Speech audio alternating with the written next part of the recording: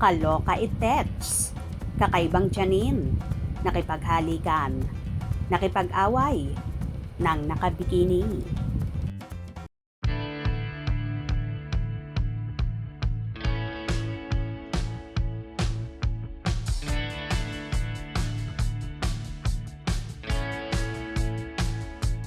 Sa unang pagkakataon ay tumanggap si Janine Gutierrez ng kontrabida character sa ongoing series niya kasama sina Jody Santa Maria at Jericho Rosales na Lavender Fields.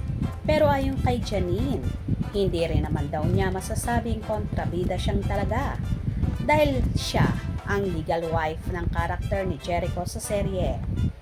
For me kasi, hindi sabi niya. I understand the kontrabida yung character and all. Pero ako, sa pagkakaintindi ko sa kwento, hindi. Hindi siya kontrabida. Kasi, siyang unang asawa. Ipinaglalaban lang naman niya kung ano ang karapatan niya. Natupad daw ang wish ni Janine na makatrabaho si Jody dahil idol daw niya itong talaga. Hindi lang si Jody kundi pati na rin si Jericho ay first time nilang magkasama sa isang proyekto. Masaya kasi, very hardworking talaga siya. Say niya. At saka very ma-research at maaral. Malaking tulong talaga na pinag-usapan namin yung mga characters. Kasi parang unang araw namin agad, yung nakakabikini ako. Tapos may halik agad. Tapos away agad. Kailangang ma-establish kung ano ba ang pinanggagalingan ng dalawang ito para umabot sa ganun. Yung workshop daw nila ay sa mismong shoot na. Pero yung chance na magkausap sila sa script reading nila na isingit. It's more on familiarity lang para naman. Hindi kami awkward sa isa't isa dahil first time naming magkakatrabaho. Hindi sila nagkailangan. Nakatulong yung nag-uusap na po kami bago mag-taping.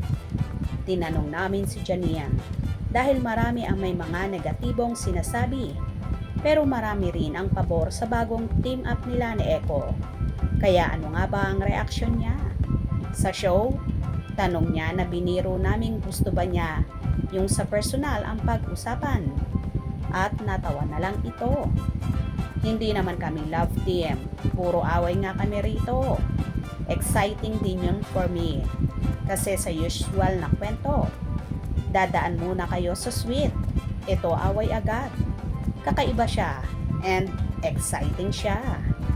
I guess na-enjoy naman nila ang pag-aaway namin at sana nagmukha naman kaming totoong mag-asawa. Kinukumusta namin si Janine kung masaya ba siya in general ngayon.